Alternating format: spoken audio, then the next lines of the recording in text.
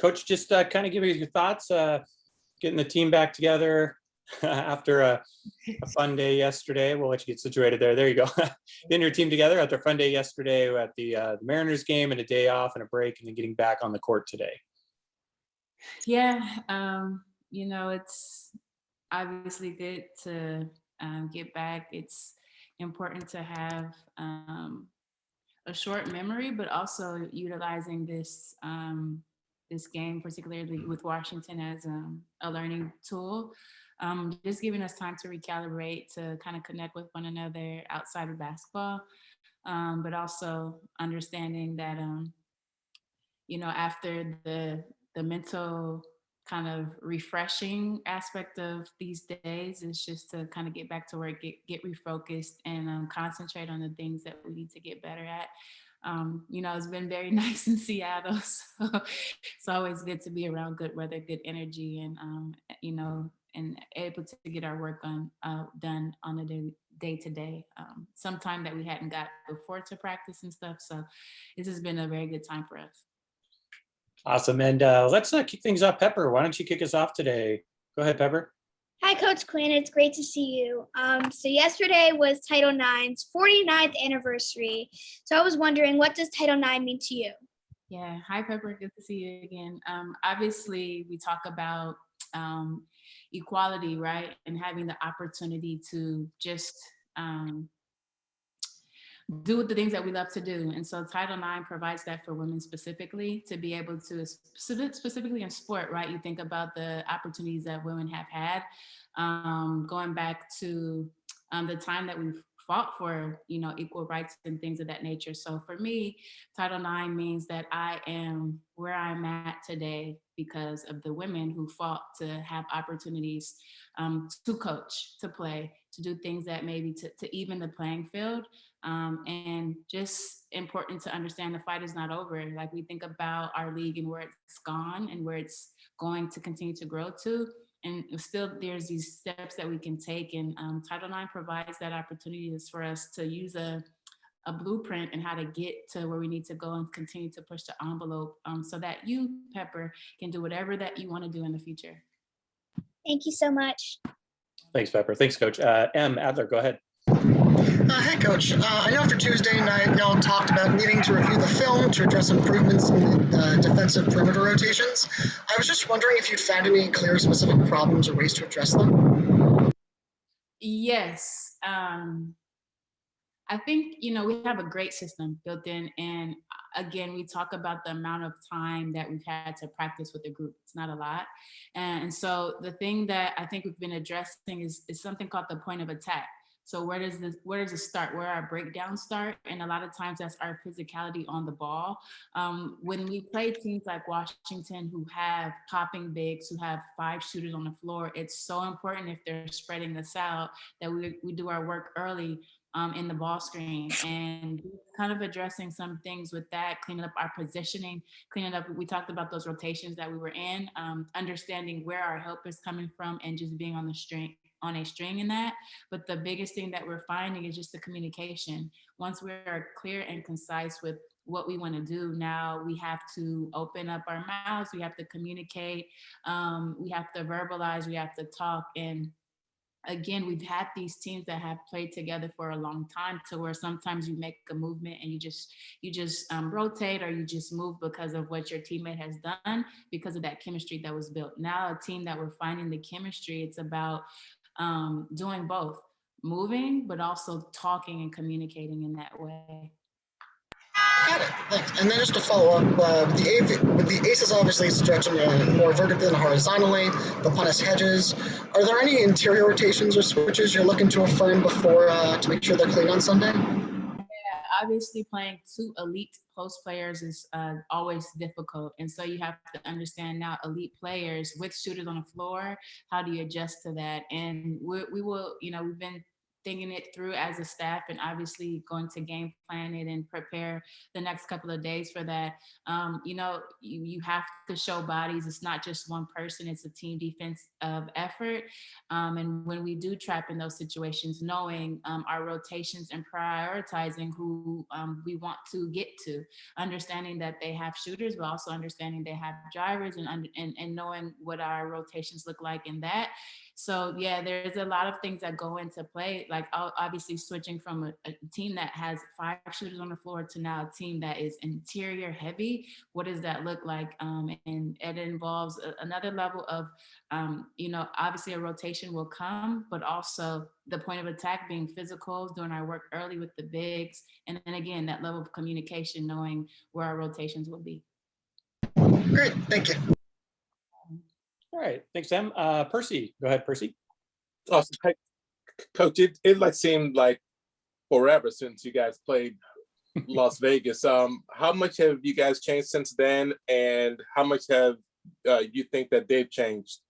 Yeah, you know, we talked about it early. You know, they were having to adjust to a few new pieces, as were we. So those first 2 games, we both have definitely changed. I think the most important thing is we've gotten time together. Each team has gotten now some games under their belt. We've got, you know, a little bit of practice time, Percy, not a lot, but, you know, time to get better within games and understand each other within games. Obviously, Vegas has so much physical presence. And now I think what they've done is, you know, utilized Chelsea in a way that kind of benefits her game as well as their system. And I think what we see in Vegas is basically an evolution of adding those players into their system. And they've gotten better. Obviously, they're still tough in what they do. We know the point pates are an issue, rebounding. Obviously, they don't foul a lot, and they just make the game very tough and physical for us. And we understand that about them. Now it's about kind of game planning with our strengths, with our familiarity with one another, and how to attack them. And it's been a while since you guys have also played a cup game, and this one seems to be sort of critical in that sort of cup race. Do you use that as a motivation in any type of a way? I don't per se, and I think for us, every game becomes important to where we want to be sitting at the end of the year. And I'm not saying that cup game means nothing. I think this is a great opportunity what the league is doing, but this game has other implications as well. And we understand home court advantage. We understand playoff picture. We understand these things in the back of our minds. And I like to talk day to day more so than big picture, but we do know that this game is, you know, has a lot of weight to it, more so than that cup game, but where we want to be in this particular portion of our season, but also understanding Vegas is a top team and a team that hopefully, if things continue to shake out how they are, the team that we will see in the playoffs. And so I think that kind of is in our minds more so than that cup record. And then just after analyzing that last game, perhaps maybe looking at it sort of closer, anything jumps out to you? Would you, and particularly the end of the game type of situations, it would seem that these games against these really good teams will be 1 or 2 plays here. Anything particular sort of jump out to you? Yeah, 2 things that happen. I think one is the offensive boards. You know, we've kind of been honing in on rebounding. They had timely O boards, and just understanding giving up threes to a team that likes to shoot threes. It's a matter of, again, talk about this word, communication comes into mind on the defensive end. And then on the offensive end, just being patient in what we do as far as setting up screens, to use screens and to set screens. I think that comes down to play in those possessions, those crucial possessions where we're trying to get a certain shot, just to kind of take a beat, slow down a little bit, and just hone in on our execution. Awesome, Coach. Thank you for your time. No problem. Thanks. All right, thanks, Percy. Haley, why don't you wrap us up with Coach Glenn? Go ahead. Hi, Coach. So obviously you have a team with a lot of depth, but so did the last team you played, and then obviously Vegas does as well. So how do you look at the talent on your roster going into this game, knowing that, you know, some other key players might have to step up when it comes to this game? Yeah, I look at our depth in a great way. Obviously, sometimes having a lot of depth, some players don't get a lot of that playing time. But understanding, if you look at a team like Vegas, they have Hamby, who goes to the 4 and plays a 3. So looking at our big guard matchups and what that can look like may involve a little bit of different lineups for us, or different rotations for us, or different people on the floor to guard her in situations. So looking at a matchup like that and being creative with what we have, understanding that our depth at some point is going to come into play with players who maybe haven't been in the rotation or had a lot of minutes early on, but that preparation and practice and that mindset and practice is that we have all 12 available in order to to scheme, to game plan against a team who presents a lot of different lineups, a lot of different firepower in every position. But understanding, I think we have players who can match up to that as well. Thanks, Coach. No problem. All right, thanks, Coach. We appreciate you joining us, and we'll see you back out tomorrow. We'll bring in Jewel Lloyd now. Jewel will join us here in just a second. We'll get her all set and ready to go.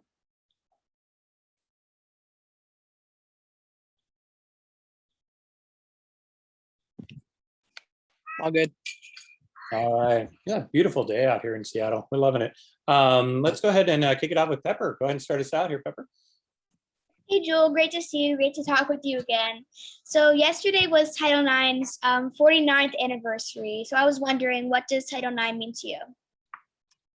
It means, I think the whole idea of it is just equality, right? Having a voice, having women be not seen as below or asking for help all the time, but understand that we are able to do things we were given the opportunity.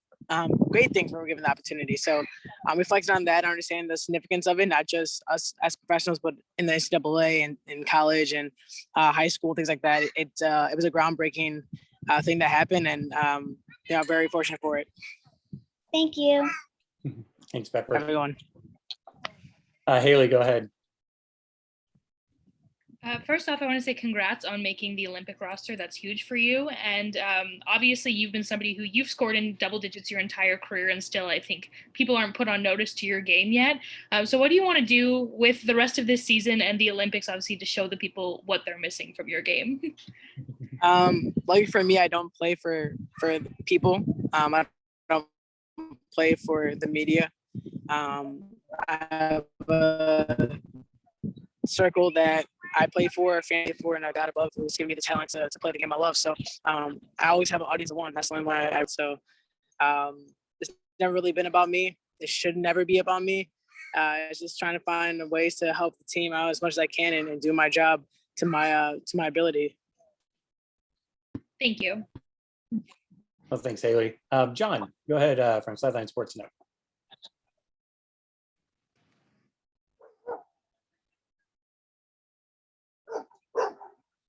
Oh, there we are. How There are we you are. doing today? Good. So how does your preparation change with the Olympics coming up? Is there any hesitancy with your preparation for games, for practices, or do you prepare the same way you do despite the Olympics coming up, such a big event for you? Thank you. My game plan doesn't change. It's the same every day, every game, every practice. There's no need for it to change. I think I'm in a good space and good pace where I'm at. I just want to always have my peace and be patient with everything, but nothing changes. At the end of the day, it's still basketball. All right, thanks, John. Let's go. M. Adler, go ahead. Hi. So I just wanted to, for coming up against the Aces, Coach Quinn talked about being selective and hedging and trapping the ball screens and getting the interior rotations behind those. What do you think you have to emphasize to make sure those are going to be clean? Honestly, I just think it's our mindset. I think it's how we approach the game, our toughness. You could have a scheme, but if you do it soft, it's not going to work. And so understanding that our mindset going into the game being tough there, but also knowing what we're doing and communicating. That's something that I think we have to grow in, that area of just communicating. So being tough-minded and also communicating, I think will help us.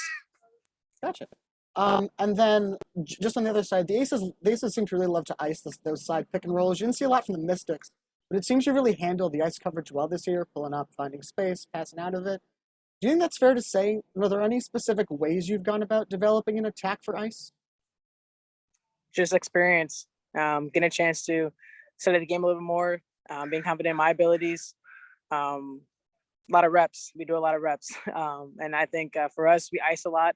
So we go against the ice a lot in our day-to-day practices. So yeah, just experience and just being confident and understanding film and how people guard us. Great, thank you. Awesome, thanks, Em. Percy, go ahead, Percy. Awesome. To Lloyd, hey, I'm just wanting to ask players, do you guys talk about the like cup games, and is that added incentive at this time of year? I think when there's any time a bonus is involved, I think it's always talked about. That's kind of how we even look at it being overseas as well. It's a cup game. It's another incentive to go out there and play hard. But we approach every game the same, honestly. We want to play at a high level every single game, regardless if it's, for a cup game, for just a normal regular season game. Everything needs to be at a high level because we want to be prepared for playoffs. We want to be prepared for, series and things like that. So we don't try to put too much emphasis on it, but we obviously know it's in the back of our minds. I mean, that's the whole reason why they have the cup game. There you go. Hey, and just the last two times that you guys played Las Vegas, those two games look dramatically different. I guess it's basketball and like that can happen, but anything that you can take from those two games? I mean, it was game 1 and 2 of the season. So a lot of new pieces, a lot of new things that we've tried to figure out. I think both teams are a different area of the games, confident in rotations and lineups and things like that. So, we'll see. I think both teams have gotten better. Like I said, there was the first 2 games of the season. So we didn't have a lot of pieces. They're trying to figure out their pieces. So we'll see how this game turns out. I hear you, Julie. Thank you. Appreciate it. Thanks, Percy. And then just a final question for you, Jewel, and with the Kicks for Equality campaign just kicking off today for the Storm and the specially designed shoes that you had input in with the artist. Can you talk a little bit about your design specifically, and then the Kicks for Equality program in general, why you find that important that we do that? Yeah, I mean, we did it last year in the bubble. Obviously, kicks and shoes have been a big topic of all athletes. Everyone's kind of been creative and trying to get messages across and how to do it the best way, and having a message that we care about. That's personally for us and for our organization. It's one way we can do it on our shoes. So a lot of us have certain meanings that mean a lot to us personally, or have worked in an organization. For me, I have kings and queens on my shoes, representing all even. And understanding this, for me personally, that's the reason why I play for my niece and my nephew. They're kings and queens in that generation. So it's important to make sure we get the word out in different ways. And like I said, everyone has different shoes on there that have different meanings, so it's pretty unique. And we're glad to be a part of it for the second year. Awesome. Thanks, Jewel, so much for joining us. We appreciate it. And we'll let you go now and bring in Mercedes Russell here in just a few minutes.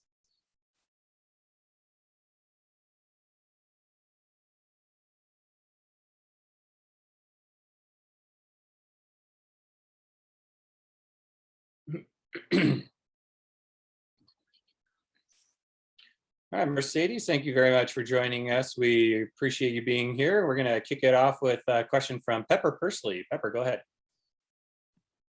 Hi, Mercedes. Great to see you. So I asked this of Jewel and Coach, but I wanted to get your perspective. So yesterday was Title IX's 49th anniversary. What does Title IX mean to you?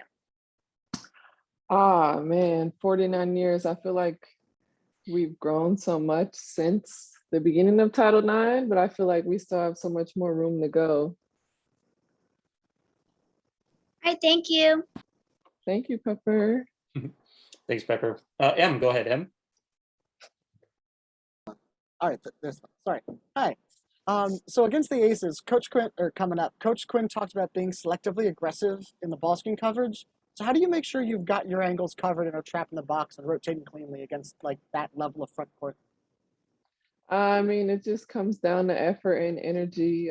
We've been working obviously on ball screens a lot, like Coach said. And I mean, at the end of the day, it's just heart, it's effort and energy. And as a team, we got to bring that. Great. Then I just wanted to ask, so Sue and Stewie are of course great passers, but how does Jewel Lloyd's continued like development as a passer help you and open up the court? Oh yeah, it helps a lot. Obviously, Jewel is going to draw a lot of attention defensively because she's been playing very well this whole season. So she's going to draw a lot of attention. And I think her ability to see the next pass out of a screen or a trap or whatever it may be, she's been doing a really, really good job at that. Great, thank you. Thanks, Tim. Let's go over to Percy. Percy, go ahead.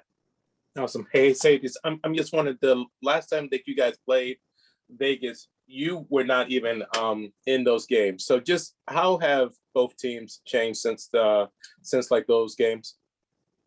I mean, obviously that was like the first 2 games of the season. So we've got multiple games together as a unit under our belt after that. And I think now both teams are full strength. It's going to be a good battle. And then just the challenges that facing somebody like a Liz Cambage presents is what? Yeah, obviously she's a big body, offensive presence in the paint. Just like any other big, like Sil, BG, it's difficult to guard, but as a team, we obviously have to make it difficult for her to not just have easy open looks. And just like this last thing from me, is there much conversation about this being, or just not about this game, but particularly, but just about the cup games in general, the cup race? You guys are on top of the Western Conference. This game would, not gonna say seal it, but really put you in a really good spot. Yeah. Is there much conversation about that amongst players?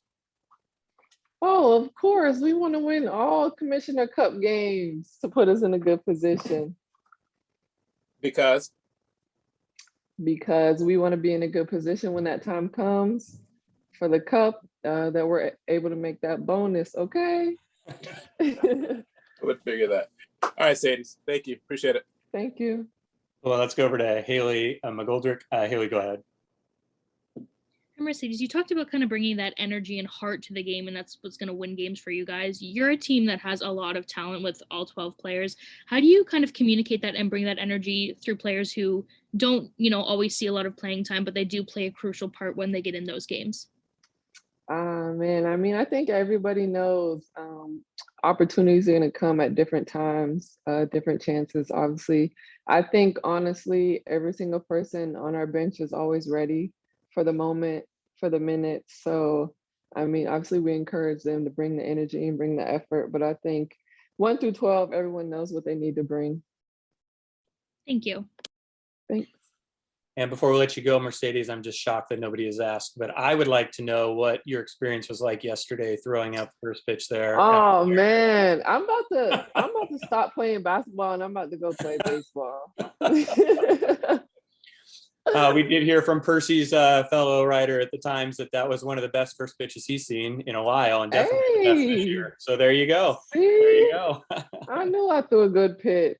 I knew it was a good one. I loved it. Well, thanks for joining us, Mercedes. We appreciate your time, and we'll let you go. Thanks everybody else for joining us as well. And we'll see you back out tomorrow.